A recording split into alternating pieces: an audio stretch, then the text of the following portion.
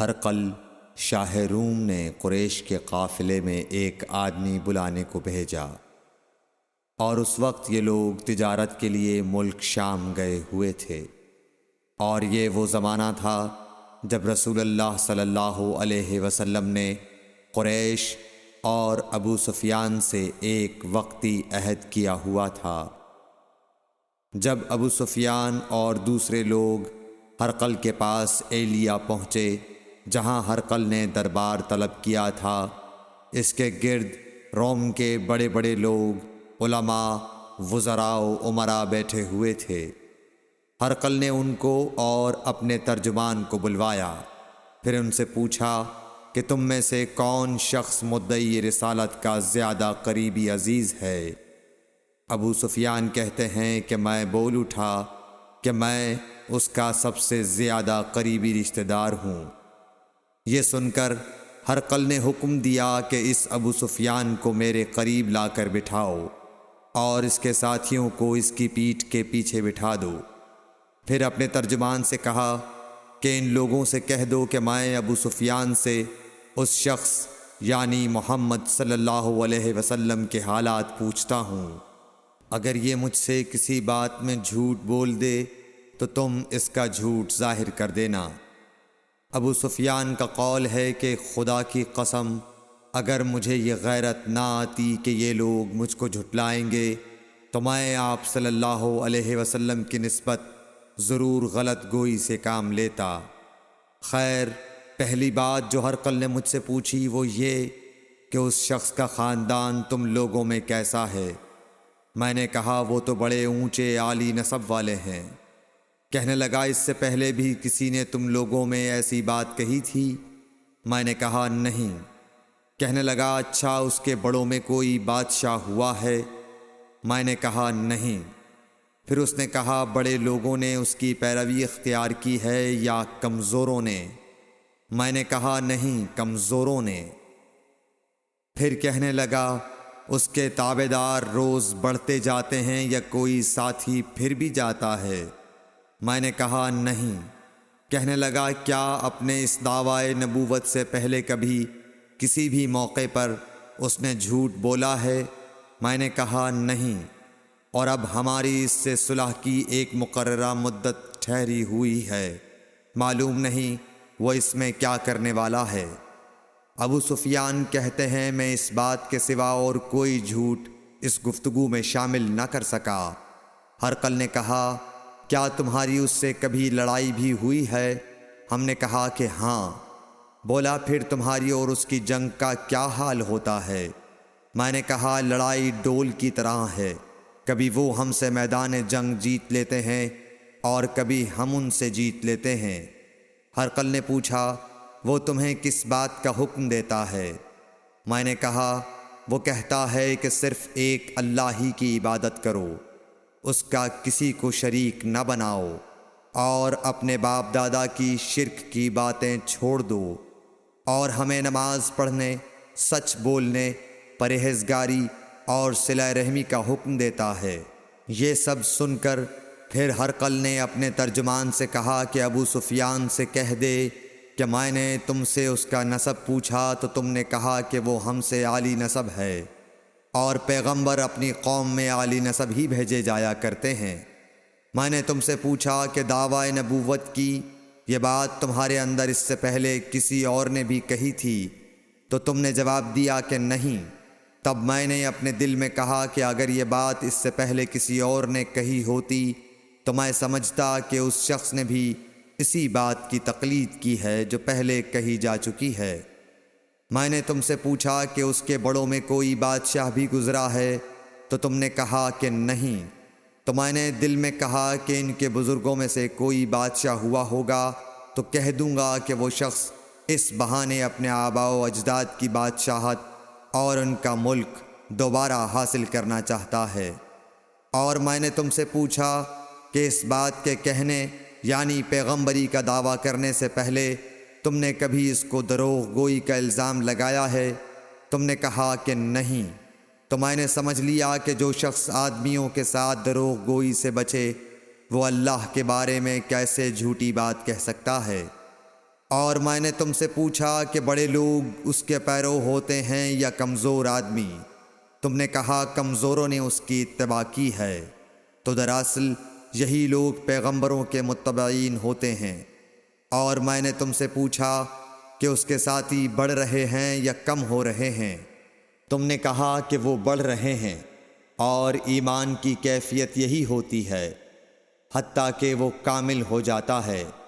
اور میں نے تم سے پوچھا کہ آیا کوئی شخص اس کے دین سے ناخوش ہو کر مرتد بھی ہو جاتا ہے؟ تم نے کہا نہیں۔ تو ایمان کی خاصیت بھی یہی ہے، جن کے دلوں میں اس کی مسرت رچ بس جائے وہ اس سے لوٹا نہیں کرتے۔ اور میں نے تم سے پوچھا کہ آیا وہ کبھی عہد شکنی کرتے ہیں؟ تم نے کہا نہیں۔ پیغمبروں کا یہی حال ہوتا ہے، وہ عہد کی خلاف ورزی نہیں کرتے۔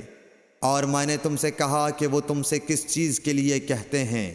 تم نے کہا کہ وہ ہمیں حکم دیتے ہیں کہ اللہ کی عبادت کرو، اس کے ساتھ کسی کو شریک نہ ٹھہراؤ، اور تمہیں بتوں کی پرستش سے روکتے ہیں، سچ بولنے اور پرہیزگاری کا حکم دیتے ہیں۔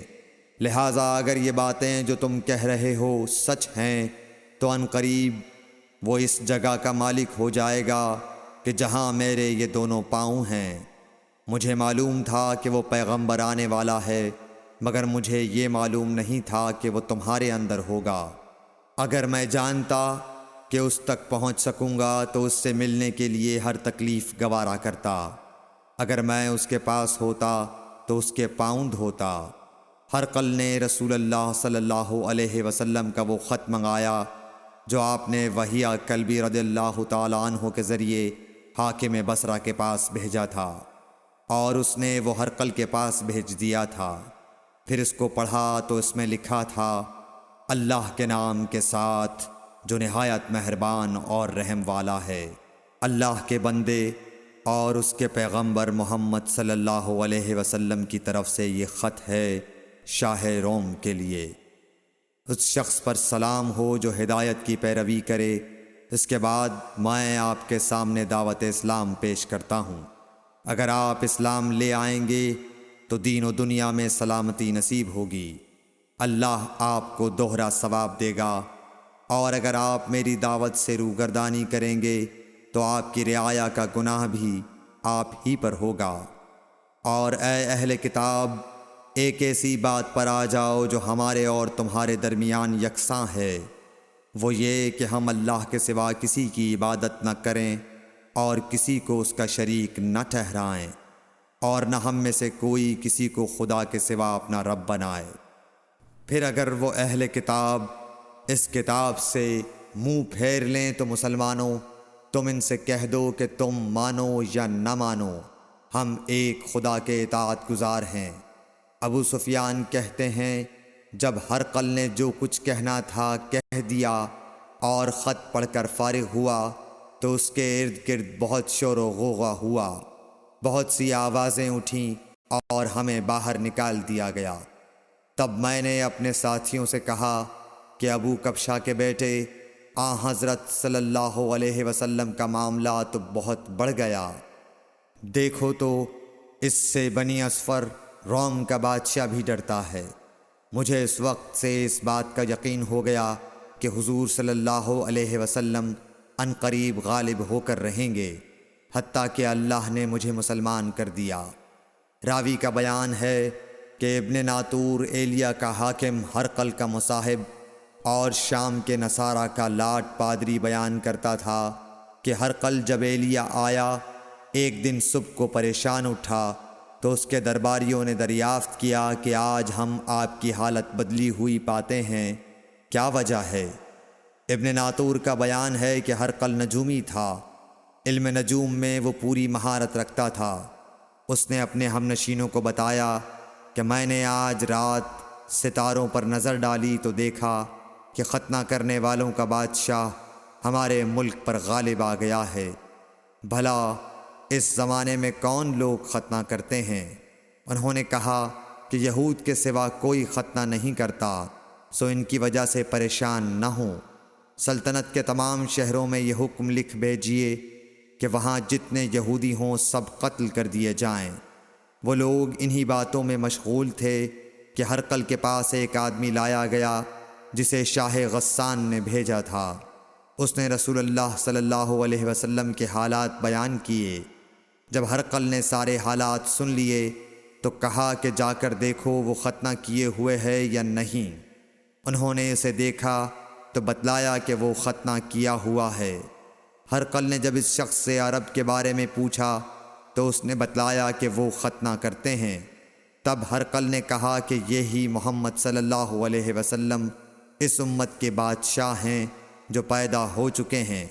پھر اس نے اپنے ایک دوست کو رومیہ خط لکھا اور وہ بھی علم نجوم میں ہرقل کی طرح ماہر تھا۔ پھر وہاں سے ہرقل حمص چلا گیا۔ ابھی حمص سے نکلا نہیں تھا کہ اس کے دوست کا خط اس کے جواب میں آ گیا۔ اس کی رائے بھی حضور صلی اللہ علیہ وسلم کے ظہور کے بارے میں ہرقل کے موافق تھی کہ محمد صلی اللہ علیہ وسلم واقعی پیغمبر ہیں۔ اس کے بعد ہرقل نے روم کے بڑے آدمیوں کو اپنے حمص کے محل میں طلب کیا اور اس کے حکم سے محل کے دروازے بند کر لیے گئے۔ پھر وہ اپنے خاص محل سے باہر آیا اور کہا، اے روم والو، کیا ہدایت اور کامیابی میں کچھ حصہ تمہارے لیے بھی ہے؟ اگر تم اپنی سلطنت کی بقا چاہتے ہو تو پھر اس نبی صلی اللہ علیہ وسلم کی بیعت کر لو اور مسلمان ہو جاؤ۔ یہ سننا تھا کہ پھر لوگ وحشی گدھوں کی طرح دروازوں کی طرف دوڑے مگر انہیں بند پایا۔ آخر جب ہرقل نے اس بات سے ان کی یہ نفرت دیکھی اور ان کے ایمان لانے سے مایوس ہو گیا تو کہنے لگا کہ ان لوگوں کو میرے پاس لاؤ۔ جب وہ دوبارہ آئے تو اس نے کہا، میں نے جو بات کہی تھی اس سے تمہاری دینی پختگی کی آزمائش مقصود تھی، سو وہ میں نے دیکھ لی۔ تب یہ بات سن کر وہ سب کے سب اس کے سامنے سجدے میں گر پڑے اور اس سے خوش ہو گئے۔ بالآخر ہرقل کی آخری حالت یہی رہی۔ صحیح بخاری حدیث نمبر 7۔